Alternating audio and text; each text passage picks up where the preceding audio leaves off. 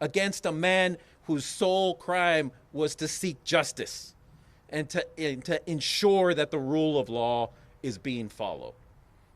So today, we want to make sure that we stand here united.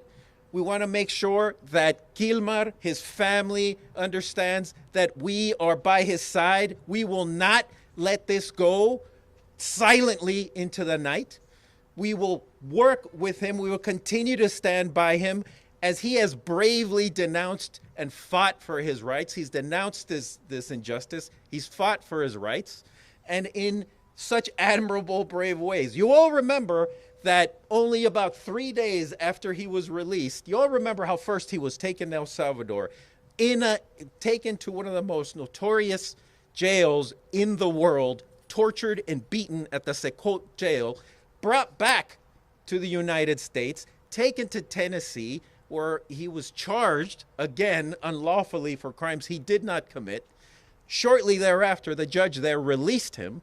And in the course of 2 to 3 days later, he was forced to appear in Baltimore for a supposed check-in. You all remember what happened in Baltimore, right? Yeah. He was taken in front of our eyes. He was taken again, and in social media, we saw how he was shackled and chained and escorted into an elevator in an office building. Shame! Shame! And again, why was that? Nothing more and nothing less than to detour you all, send a message to you all, send a message to him that that's what happens when you fight for justice. That's what happens when you stand up for your rights in this country, in this administration. You're going to let that happen? No. Absolutely not. And let's remember what Kilmar bravely said while he was being taped and that propaganda social media that DHS tried to reveal when they tried to humiliate him and tried to shackled him and escorted him to that elevator in Baltimore. You all remember what he said when he looked straight into the camera? He looked straight into the camera and he said, "Gobierno corrupto," as he was taken to the elevator. Who knows what that means? Corrupt government. And that is what he's fighting against in his own way.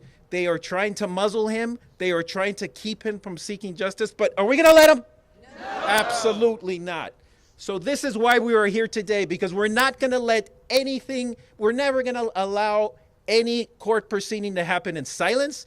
We're never going to allow any of these proceedings to happen in a way in which the American public is not shown the injustice and the farcity of which this court here, of this whole process is being underscored. So I am proud to be here with our allies. I'm proud to be here with champions of justice and our champions for the immigrant community to make sure that none of this goes unseen, goes unheard, and we fight the government every which way. Because one thing we're doing is we're taking names, we're taking notes. We will seek justice. We will have justice no matter what we hear from the court today. So,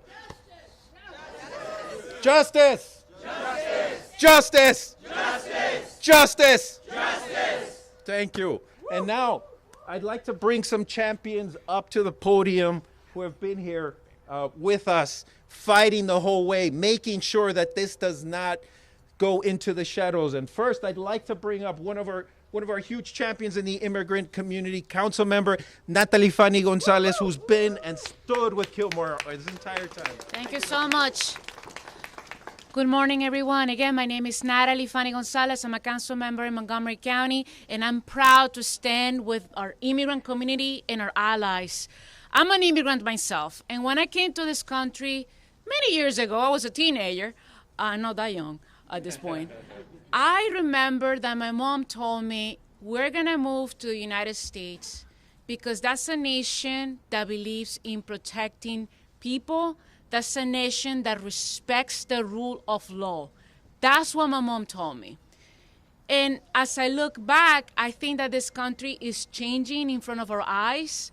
When we stop respecting due process, we stop respecting democracy. We stop losing our values, and we cannot allow that. That's what's happening today in this case. As Americans, and now I love this country. I love the United States of America. I am so proud to be here, and I'm grateful. But we cannot just close our eyes and think that what's happening today in this nation can be avoided. You need to speak up. And due process is part of those values that we embrace when we say that we respect democracy, not just here, but around the world. So thank you so much for having me, and we're going to keep fighting to respect our values, to respect our immigrant community, and to ensure that we are moving forward as a nation. And that's never going to happen if we don't speak up and show up as we're doing today. So thank you for having me today.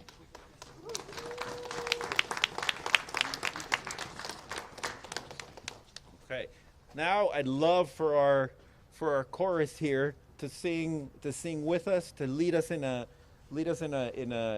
great prayer, Gerald.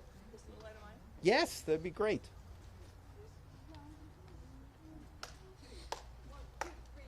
This little light of mine, I'm gonna let it shine. This little light of mine, I'm gonna let it shine. This little light of mine, I'm gonna let it shine. Let it shine, let it shine, let it shine. Everywhere I go, I'm gonna let it shine. Everywhere I go, I'm gonna let it shine. Everywhere I go, I'm gonna let it shine. Let it shine, let it shine, let it shine. In Greenbelt, Maryland, I'm gonna let it shine. In Greenbelt, Maryland, I'm gonna let it shine. In Greenbelt, Maryland, I'm gonna let it shine. Let it shine, let it shine, let it shine. In community, I'm gonna let it shine. In community, I'm gonna let it shine. In community, I'm gonna let it shine. Let it shine, let it shine, let it shine. Standing up for Kilmar, I'm gonna let it shine. Standing up for Kilmar, I'm gonna let it shine. Standing up for Kilmar, I'm gonna let it shine. Let it shine, let it shine, let it shine. Hiding under a bushel, no! I'm gonna let it shine. Hiding under a bushel, No! I'm gonna let it shine. Hiding under a bushel, no! I'm gonna let it shine. Let it shine, let it shine, let it shine. This little light of mine, I'm gonna let it shine. This little light of mine, I'm gonna let it shine. This little light of mine, I'm gonna let it shine. Let it shine, let it shine, let it shine. Let it shine, let it shine, let it shine.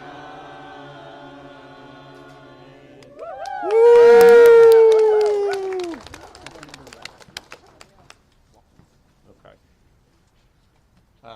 Well, again, thank you so much. In a minute, we're going to ask folks to start moving into the courtroom, because what we would love to see is we would love to see that courtroom packed full of supporters of Kilmar, and they're taking notes, listening to the farcity of the arguments that are going to be in place by this government. And now we would love to have one of our biggest champions in our state legislature, who's been there with the immigrant community day after day, advocating for our rights and creating victories on a daily basis for our community. And for that, we'd like to bring up State Delegate Gabriela Acevedo, please. Se puede. Good morning. I'd like to thank CASA. I'd like to thank all of the members of the Immigrant Justice Coalition that continue to show up in our state's capital, continue to advocate for our immigrant neighbors, and ensure that we are not just doing all that we can legislatively as a state, but we're standing up for and with immigrant communities. I'm a proud immigrant from Trinidad and Tobago, but my family, my Hispanic heritage, is from Venezuela, and I'm very proud of that. And I recognize that there's so much work that we need to do to fix our intentionally broken immigration system, and we see how that is playing out on our streets right now as ICE is becoming an organization that is fulfilling its original function, which is to terrorize communities. It is not keeping us safe, and it is why here in Maryland we have taken legislative actions like passing the Dignity Not Detention Act that bans all ICE facilities in the state of Maryland. It is also why we need to go further and stand with and up for immigrant communities by ending the 287G program to ensure that ICE does not, and any local law enforcement does not cooperate in the terrorizing of our communities. We see what is happening every single day. We've seen what I call Gestapo tactics used by ICE to not just track down, but kidnap, in many instances, even US citizens off the street. Each and every one of us have a responsibility to speak up, but we as legislators have a responsibility to act. And so it is why I am proud to support not just ending the 287G program, but making sure that we are not sharing data with ICE so that they can continue to terrorize communities and kidnap people and disrupt communities and break up families. And so today we are not just here to support the family as well as Kilmar Abrego Garcia, but we're here to speak up for all immigrant communities that are being targeted in this moment. That's right. That's right. We also understand the racism in how immigration policies are enforced. Even though Haitian immigrants make up a small majority of those at our southern border, they make up a large majority of those that are deported. And we all know what is happening in Haiti right now and the political instability that the United States, as a result of US foreign policy, have created conditions and destabilization in Haiti. And so to send Haitian immigrants who are coming here seeking a better life and opportunity as every other immigrant community before them, we are instead targeting communities, deporting them to countries that they have not known. These things are wrong, and so I applaud the leadership of Maryland's U.S. Senator Chris Van Hollen in not just ensuring Kilmar comes back, but the tactics of this administration now is to make an example of Kilmar. And they are using our criminal legal system to not just disparage, but ensure that he is made an example of. And so we are here to stand with his family, to say that in Maryland, we not only stand up and stand with immigrant communities, but if you are going to come and terrorize immigrant communities, our neighbors, you're going to have to come through us first. That's right. And so next legislative session, we're going to make sure that we are focused on an immigrant justice package that protects communities, ensures public safety, and stop what ICE is doing on our streets, but all across America. And we know what they are doing are not just unprecedented and illegal, but the fact that they're doing it while masking their identity. And shame on Republicans. Shame on Republicans who just a few years ago were against the wearing of masks in a global pandemic, That's right. but are willing to condone the masking of so-called law enforcement and federal police who are disappearing and kidnapping people off the streets of Maryland and all across this country. So next legislative session, that's going to be a part of what we do to ensure that no one that claims to be enforcing the law should be shrouding or masking their identity if you intend to do so. And so I will continue to stand, not just as an ally, but a co-conspirator for immigrant justice, because this country has to do more to ensure a pathway to citizenship for our communities. That's right. I proudly represent Maryland's 39th legislative district, but I recognize that my lived experience as an immigrant is no way removed from that of my immigrant neighbors, regardless of their legal status, because in Maryland, we don't value legal status, we value the person and what they bring to our community. And we see that every single day, not just in terms of what immigrants contribute in taxes, but what they contribute culturally, socially, economically, and culturally to the fabric of our state and this country. So let us continue to stand up, and I'm proud to stand with my fellow colleagues in elective office to make sure that we are standing with immigrant communities and supporting legislation at the federal level that finally fix a system that is racially disparate in who it prioritizes, who it targets, and who is considered legal in this country. We have to do more.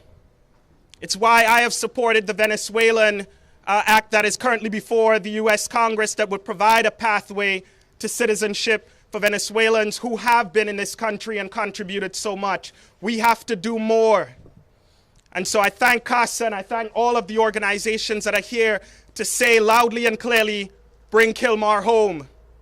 Bring Kilmar home. To bring Kilmar home. Bring Kilmar home. And justice for every single immigrant in our state and this country. Solidarity and thank you. Thank you. Justice! What do we want? Justice! What do we want? Justice!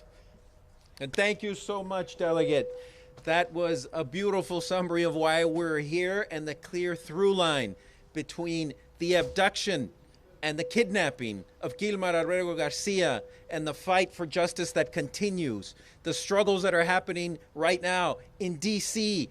with the federal occupation and the collaboration of D.C. police, the occupation of Chicago, and now the move to Charlotte, North Carolina, because if one thing you take home today, you'll know that these people, us, our community, our brave champions, will be in the fight and will show up and show out, whether it's in front of a courtroom, whether it's in a state capitol, whether it's in a county municipal building, or whether it's in front of the White House on Capitol Hill. Will you be there? Yes! What do you want? Justice! When do you want it? Now! Let's go get justice. Thank you so much. And we have one final closing. I'm so sorry. We're going to have a final closing by Rabbi Mark here, and then we'll go into the courtroom. Thank you so much. Rabbi Mark, That's okay. I'm Rabbi Mark Israel. I'm proud to stand here with CASA, with behalf of the Congregational Action Network, to offer this prayer as we head into the courtroom. We call upon you, God, who we know by so many names, Source of life, eternal one, the spirit of justice and compassion. We are gathered as one community, many voices, many traditions, united by the belief that every human being is created with dignity and created in your divine image. Every human being deserves safety, belonging, and love. There is no such thing as an illegal person. Our sacred texts remind us that you shall not wrong or oppress a stranger, for you were strangers in the land of Egypt, and our prophets call upon us to seek justice for all. Today we lift our prayers for Kilmar Abrego Garcia, for his family, who long for his return. We pray to you, O God, to protect him and to give him peace, and for all the immigrants who journey with hope in their hearts. Immigrants like my family who came here, my father's family who came here following World War II, seeking a place where they would not be persecuted. That is what we seek for all people who are in America. We pray on behalf of the immigrants who are in Charlotte, who are in Chicago and California, and right here in Maryland, being taken from school buses, from parking lots, right off the GW Parkway. It is our duty to stand with our neighbors, to protect our neighbors. We pray, O God, for Judge Paula Sinis, who's been entrusted with the responsibility of hearing this case. We pray that her heart will remain open, that her mind will be clear, that she will continue to look out for the rights of those who are in need. We pray for Kilmar's family, for Jennifer, and for the children who are living with the uncertainty. We pray that they will find comfort within their hardship, that our strength that we stand here with them today will give them greater resolve as they move forward, knowing the solidarity and the love that we share with them. We pray for all immigrants and refugees, that they may find welcome, safety, and opportunity.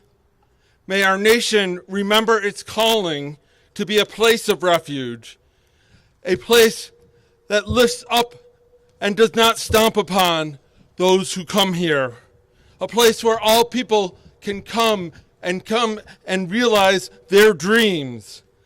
And we will continue to protect and to stand with our neighbors wherever they are from. We stand together in this, and we ask your blessing upon this assembly with courage to continue this work of justice, to strengthen our hands, to defend the vulnerable, to open our hearts to the needy, and to remind our leaders of their responsibilities and to act with compassion. May we leave here resolved to walk together in the paths of peace and justice and love.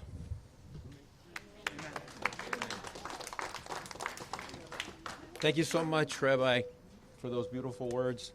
Now, before we go inside, we also ask everybody here to please fill out a postcard directly to Kilmar. You see my colleague there, Kim, and anybody that has a Casa sweater, you can get a postcard from her. These postcards are really important. Our brother Kilmar is really suffering at this time, being isolated in prison, and really is a time of real need. And I know our hearts are full in solidarity with him, so now is our opportunity to send him a personal message to ensure that he feels and hears and reads all the love that is happening out here. Because again, we know he is being imprisoned. Again, we know he is being restricted from being with his family, with his friends, and is suffering enormously at this time. So really appreciate if you can fill out a postcard. And now, again, thank you so much for being here. And let's go in the courtroom and let's show them what justice looks like. Thank you so much for being here.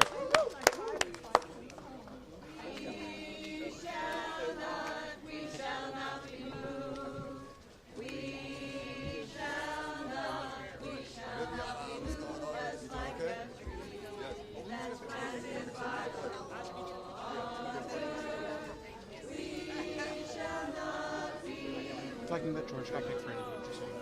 Huh? He's getting grabbed for earrings, just so you know. He's what? Getting grabbed for earrings, just so you know. Oh.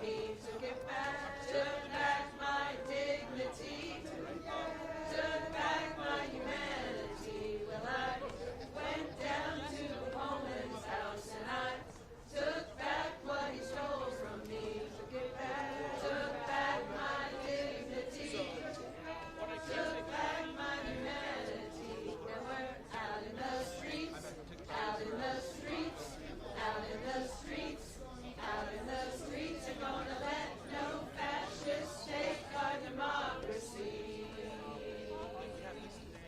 And we're out in the streets, out in the streets, out in the streets.